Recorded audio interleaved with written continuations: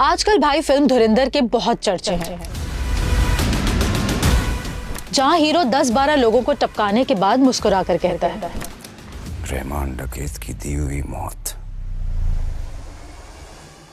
बड़ी कसाई नुमा होती है। लेकिन काश इंडिया वाले कराची की लियारी में शूट कर लेते तो पता चल जाता कि असल धुरंधर कौन है। यहाँ विलन हाथ में गन पकड़कर डायलॉग नहीं मारता। अगर तुम लोगों के पटाखे खत्म हो गए तो मैं धमाका शुरू करूं। यहाँ हीरो बुलेट प्रूफ जैकेट नहीं पहनते।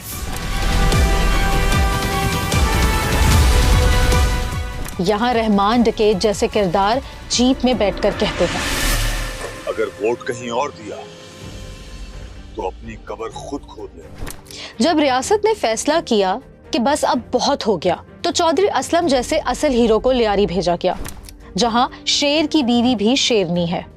चौधरी असलम के सामने कोई विलन नहीं था। उसके सामने लियारी गैंग ने औरतों और बच्चे ढाल बनाकर खड़े किए। लियारी की गलियों में ग्रेनेड फेंके जा रहे थे, छतों से रॉकेट लॉन्चर मारे जा रहे थे, गलियों में किलाशनकोव के शेल गिरने की आवाजें थी। फिल्म के दरमियान डायरेक्टर कट तो बोल देता है, लेकिन लियारी में कट सिर्फ तब लगता था जब किसी की जिंदगी खत्म हो जाए। आज हम आपको वो रियल क्राइम स्टोरी सुनाने जाएंगे जिसे सुनकर धुरंधर, पुलिसगिरी, जिला गाजियाबाद इस जैसी सारी फिल्में आपके सामने फ्लॉप होंगी। मैं हूं कोमल अब्बासी और आप देख रहे हैं थिंक क्राइम की एक और थ्रिलिंग एपिसोड।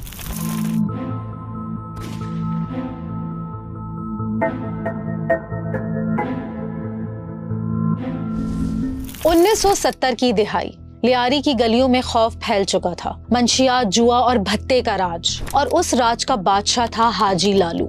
हाजी लालू के साए में पैदा हुआ अरशद पप्पू, सख्त, तेज और खतरनाक हद तक बेरहम। लोग आंख मिलाने से भी डरते थे। क्यों? क्योंकि उसके पीछे खड़ा था हाजी लालू। अरशद पप्पू जूं-जूं जवान होता गया, लियारी के चौक, गलियां, मोहल्ले उसके नाम से लरजने लगे। लेकिन पहली बार किसी ने अरशद पप्पू को लियारी में टक्कर दी। ये नाम था बाबू डकैत, जिसने रहमान डकैत के बाप को कत्ल किया। बाबू डकैत ने एक एम्पायर खड़ी कर ली और उसने जो है वो रहमान के बाप को कत्ल कर दिया अपनी एम्पायर को मजबूत बनाने के लिए। बाबू डकैत का मामला ये था कि वो आप देखें कि वो बताया ये जाता है कि वो एमएससी था और वो इंग्लिश में बात करता था। बाबू डकैत, मंशियात, जुआ, भत्ता, एक कारोबार, और इसी कारोबार ने दुश्मनियां पैदा की। और उन दुश्मनियों का अंजाम 1996 में हुआ, जब बाबू डकैत ने दादिल को कत्ल किया। जब रहमान ने अपने बाप की लाश देखी, उस वक्त रहमान की उम्र सिर्फ 19 से 20 साल थी, लेकिन उसकी रगों में सिर्फ एक ही चीज दौड़ रही थी, बाप की मौत का बदला। और लियारी में बदला तन्हा नहीं लिया जाता था, यहाँ उसे सहारा दिया हाजी लालू ने। हाजी लालू का रहमान को सहारा देना ये सिर्फ हमदर्दी नहीं थी, ये एक पुराना हिसाब था जो हाजी लालू को रहमान से पूरा करवाना था। हाजी लालू को रहमान में ताकत, गुस्सा, जुनून और मुस्तकबिल का गैंग लीडर नजर आया। लालू ने रहमान को अपने साथ में लाया और पहली बार रहमान डकैत और अरशद पप्पू एक ही छत के नीचे आ बैठे। एक दूसरे की ताकत, एक दूसरे का खून और एक दूसरे का बदला, और फिर ये लियारी पर कहर बनकर टूट पड़े। रहमान और उसकी फैमिली ईरानी बलोच थे। रहमान के वालिद का नाम दादा मोहम्मद बलोच था। मुकामी लोगों के मुताबिक दादा मोहम्मद की 3 शादियां थीं और रहमान उनकी तीसरी बीवी की औलाद में से थे। रहमान का बाप लियारी के गैंग वॉर के नतीजे में मारा गया और उसको मारने वाला कोई और नहीं बल्कि बाबू डकैत था। रहमान एक तरफ गैंगस्टर था, खून खराबा, भत्ताखोरी, अगवा, तो दूसरी तरफ इसका दूसरा चेहरा एक मसीहा, एक हीरो। रहमान दूसरों के लिए जैसा भी हो मगर बलोचों का सरदार था। उसने अपनी कम्युनिटी के लिए बहुत से वेलफेयर के काम किए, लड़कियों की शादियां करवाई, बेसहारा औरतों को सहारा दिया, स्कूल्स भी बनवाए, ईदगाह भी बनवाई, पार्क्स बनवाए, कंप्लेंट सेंटर्स बनवाए जहां सुबह शाम लोगों के मसाइल सुने जाते। इसलिए अब ये सरदार अब्दुल रहमान बलोच बन गया। लालू, रहमान, अरशद पप्पू, ये गैंग लियारी की तारीख का सबसे खतरनाक इत्तेहाद था। रहमान को बाप की सीट मिली, ताकत मिली, लेकिन उस ताकत ने उसके अंदर के इंसान को मार दिया। फिर जो हुआ वो बहुत खौफनाक था। रहमान ने अपनी ही माँ को चाकू से वार करके बेदर्दी से कत्ल कर दिया। क्यों, ये आपको आगे पता चलेगा। लेकिन उससे पहले अरशद पप्पू और रहमान की कहानी का चैप्टर क्लोज कर लेते हैं। हाजी लालू अब बहुत बूढ़ा हो चुका था, यहाँ तक कि वो बिस्तर से उठ भी नहीं पाता था। इसीलिए धंधे के सारे मामलात अब अरशद पप्पू के हाथ आ गए।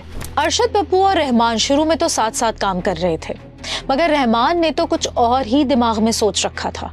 रहमान अंदर ही अंदर क्या प्लान बना रहा था। खैर, रहमान ने लियारी पर अपना कदम जमाना शुरू किया। भत्ता, अगवा और दुनिया को एक नया अंडरवर्ल्ड डॉन मिल गया। पकोड़ों के ठेले से लेकर बंदरगाह तक बड़े बड़े ताजिर उसके नाम से कांपने लगे। हर माह रहमान के बोलने से पहले भत्ता रहमान की टेबल पर पहुंच जाता। फी कंटेनर, फी दुकान, फी मोहल्ला, अगवा बराए तावान तो उसके घर की खेती थी। रहमान लियारी पर अपने पंजे गाड़ चुका था। 2008 में रहमान ने पीपल्स अमन कमेटी के नाम से तंजीम बनाई, MQM के तर्ज पर। यूनिट, सेक्टर, दफातर, इलाकी जिम्मेदारान, सब कुछ वही ढांचा, बस रंग लियारी का था। कराची के कारोबारी इलाकों में खारा दर, मीठा दर, सराफा बाजार, खजूर बाजार, चूड़ियां बाजार, हाजी कैंप, टम्बर मार्केट, इन सब जगहों पर कारोबार करने वालों को एक ही नाम पर भत्ता देना पड़ता था, रहमान बलोच। 2006 तक रहमान के पास 150 एकड़ जमीन, 33 घर, 34 दुकानें, 12 प्लॉट और ईरान में जायदाद, ये सिर्फ 2006 तक थी। 2008 के बाद ये दौलत दुगनी हो गई। याद है बाबू डकैत? जी हाँ, वही बाबू डकैत जिसने रहमान के बाप को मौत के घाट उतार दिया था। रहमान अब बाप का बदला लेने के लिए बेताब था। 2004 में हमें इतना मिली कि बाबू डकैत जो है पहुंच जा रहे हैं रिश्ते में, तो हम लोग पहले ही बैठ गए वहाँ रास्ते में। जैसे ही वो आया, हम लोगों ने इसके टीटी पिस्टल और पलाशन पोटो से फायरिंग किया। उसमें जो बाबू डकैत और 2 उसके साथी हलाक हो गए थे और 2 राहगीर उसमें जख्मी हो गए थे। बाद में जो हम लोग भी फरार। रहमान ने बाबू डकैत के लोगों को चुन चुन कर मारा जो बाबू डकैत के वफादार थे और ताकतवर भी थे। उन्हें लालच देकर अपने गैंग में शामिल कर लिया। पहले हमारे बच्चे को लेके गया नौशाद बलोच का, वो हबीब जान ने काम के लिए बुलाया, फिर लोगों को देखा, बोला हबीब जान नौशाद को उठा के लेके गया। फिर उन लोगों के पास हम गया, बोला हम काम के लिए, बोला फिर हबीब जान के पास हम गया। हबीब जान बोलते हैं हमारे पास नहीं है। सारा दिन हमारे कमेटी में घूमते रहते थानेयों में 3 दिन से। फिर दूसरे दिन ने उसको मार दिया, फेंक दिया नौशाद बलोच को। 4 बहनों को एक लौता भाई था। सबसे अहम बात जो मैं अब बताने लगी हूँ, सुनिएगा। याद है रहमान ने अपनी माँ का कत्ल किया था। असल में रहमान की माँ पर इल्जाम था कि वो बाबू डकैत के साथ नाजायज ताल्लुकात में थी।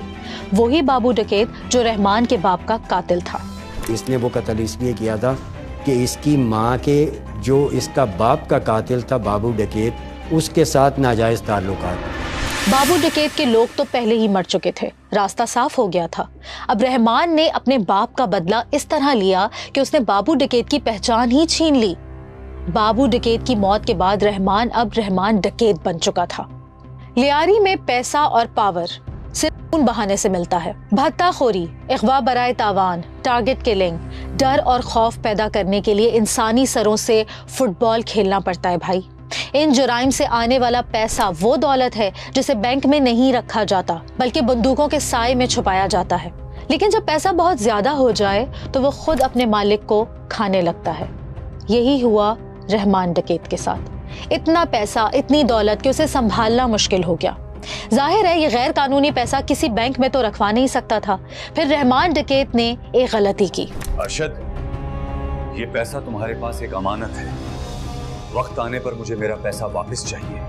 रहमान, बेफिक्र हो जा, तुम्हारा पैसा मेरे पास अमानत है। दोस्ती में दरारें शोर से नहीं पड़ती, दौलत की वजह से पड़ती हैं। रहमान और अरशद पप्पू की दोस्ती में भी यही हुआ। रहमान का पैसा अब अरशद पप्पू के पास था। लियारी में रहमान का असर रसूख बढ़ रहा था। पैसा और दौलत रहमान डकैत के पास, ताकत रहमान डकैत के पास, डंडा और सियासी पावर भी रहमान डकैत के पास। अरशद पप्पू ने सोचा अगर यही रफ्तार रही तो अगला बादशाह वो नहीं, रहमान डकैत होगा। फिर आया वो लम्हा जब हाजी लालू जेल चला गया। अब गैंग का सरबरा कोई नहीं था। अरशद पप्पू गैंग का असली मालिक बन बैठा। अरशद पप्पू बतौर लीडर गैंग पर सख्तियां और हिसाब किताब में हाथ टाइट करने लगा। दूसरी तरफ लियारी में रहमान डकैत का बढ़ता असर रसूख भी अरशद को चुभने लगा। रहमान डकैत को गुस्सा आ गया कि वो ये सख्तियां बर्दाश्त नहीं कर सका। फिर दोनों यानी अरशद पप्पू और रहमान डकैत में दरार पड़ना शुरू हुई। दोस्ती टूटी, गोलियां चली, घर की खवातीन की इज्जतें लूटी गईं और फिर लियारी एक नई जंग में दाखिल हो गया। रहमान डकैत और अरशद पप्पू तो बहुत गहरे दोस्त थे। दोनों में लड़ाई की वजह क्या बनी? क्या अरशद पप्पू ने रहमान डकैत के पैसे खाए थे? क्या अरशद पप्पू को रहमान डकैत का लियारी पर बढ़ता असर रसूख बर्दाश्त नहीं हो रहा था?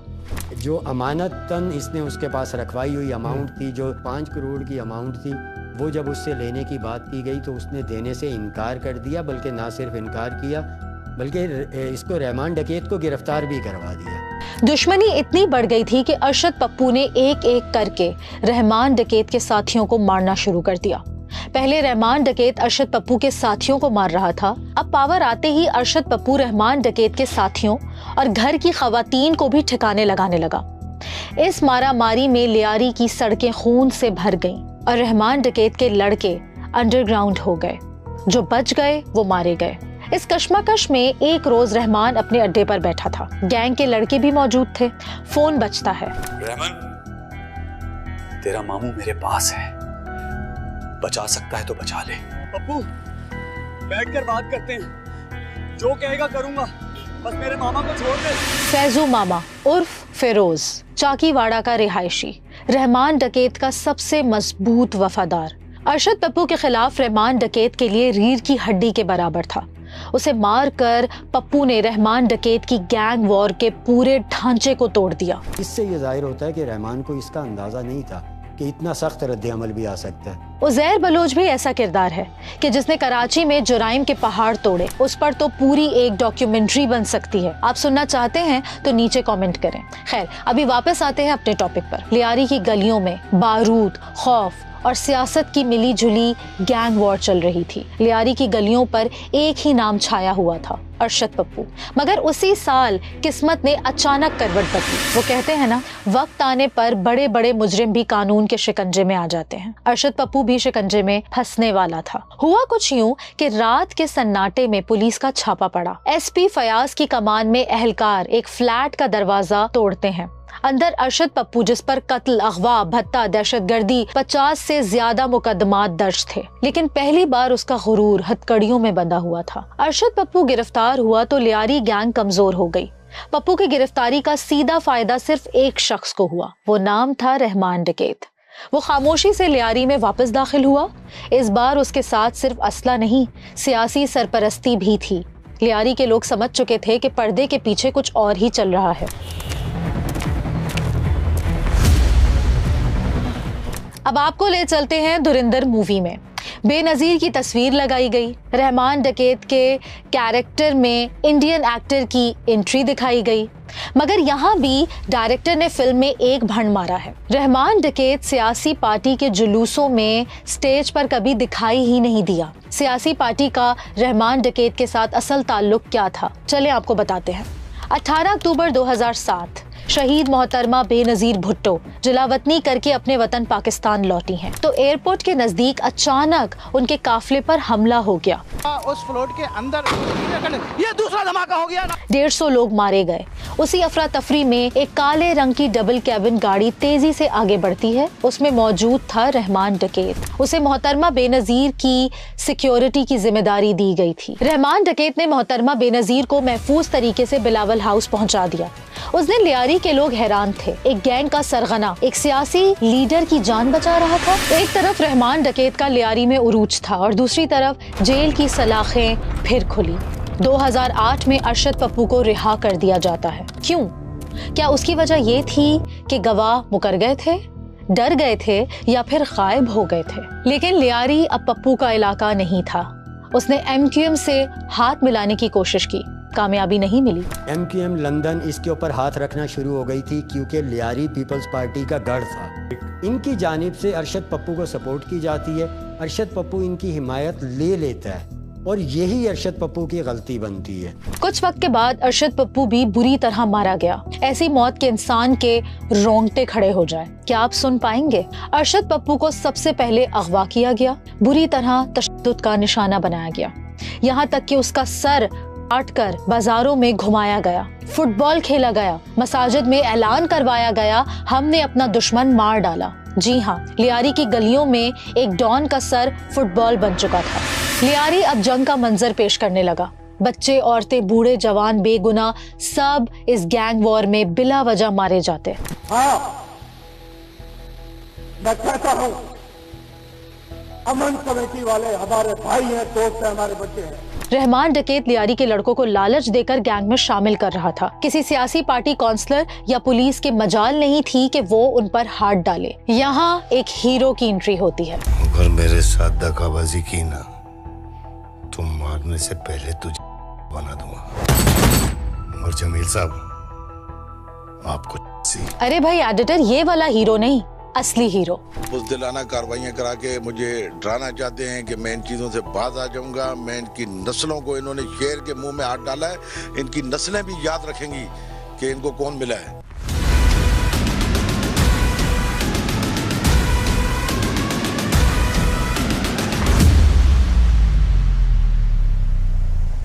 चौधरी असलम। 2005 चौधरी असलम को लियारी टास्क फोर्स का चीफ बना दिया गया। रहमान डकैत की गिरफ्तारी के लिए मुखबरों को छोड़ दिया गया। फिर इत्ला मिली कि रहमान डकैत बलोचिस्तान हब के मुकाम पर छुपा हुआ है। 2005 में पुलिस एहलकार और चौधरी असलम भेस बदलकर गाड़ियों पर घास फूस डालकर रात के वक्त हब के मुकाम पर पहुंच गए। रहमान डकैत पुलिस की मूवमेंट सीसीटीवी कैमरों में देख रहा था। उसने आसपास के हर जगह पर कैमरे लगाए हुए थे। रहमान डकैत ने जैसे ही चौधरी असलम को देखा, गोलियों की बारिश कर दी। और फायरिंग का सिलसिला दोबारा शुरू हो गया। आप देख सकते हैं दोबारा फायरिंग शुरू हो गई है और ये चारों तरफ से फायरिंग की जा रही है। आप देख सकते हैं कि ये रॉकेट फायर किए जा रहे हैं। ये रॉकेट से फायरिंग की जा रही है।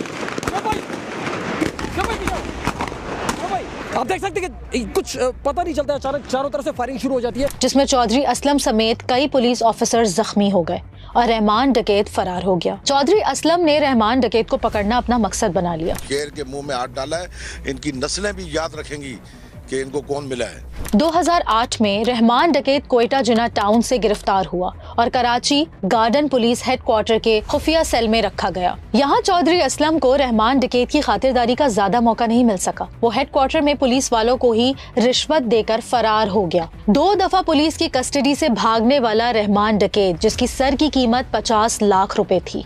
फिर एक दिन चौधरी असलम को खबर मिली कि रहमान डकैत कराची आ रहा है। फिर क्या हुआ? चौधरी असलम समेत तमाम एहलकारों ने रहमान की तलाश तेज कर दी। खबर मिली वो बलोचिस्तान से कराची वापस आ रहा है। पुलिस ने 0 पॉइंट पर नाकाबंदी लगा दी। सीनियर सहाफियों के मुताबिक ये एहलकार फौजी वर्दी में थे। जब रहमान की गाड़ी पहुंची, उसने आर्मी की वर्दियां देखकर ड्राइवर औरंगजेब को कहा, गाड़ी रोको। गाड़ी रुकी। चारों तरफ सन्नाटा और धूल मट्टी थी। कैप्टन वर्दी में 2 लोग सामने आए, इरफान बहादुर और उसके पीछे चौधरी असलम। चारों तरफ वर्दी में लोग, असला, गन्स। बचकर निकलना नामुमकिन हो गया। रहमान बलोच को गिरफ्तार कर लिया गया। अखबारों में खबर फैल गई, रहमान डकैत गिरफ्तार। लेकिन लियारी में एक ही खौफ गर्दिश करने लगा, ये अदालत नहीं पहुंचेगा, इसे मार दिया जाएगा। और फिर अगस्त 2009 पुलिस मुकाबला हुआ। पुलिस का कहना था मुल्जिमान यानी रहमान डकैत और उसके साथियों की जानिब से फायरिंग हुई। हमने जवाबी कार्रवाई की, रहमान और 3 साथी मारे गए। और यूं सरदार अब्दुल रहमान बलोच का किस्सा हमेशा के लिए खत्म हो गया। ये मैयत रहमान डकैत की है जो कराची पुलिस को 80 से जायद संगीन मुकदमात में मतलूब था। रहमान डकैत की जिंदा या मुर्दा गिरफ्तारी पर हुकूमत सिंध की जानिब से 50 लाख का इनाम मुकर्रर किया गया था। मैं SSP ईस्ट इन्वेस्टिगेशन इस बात की तस्दीक करता हूँ कि ये रहमान डकैत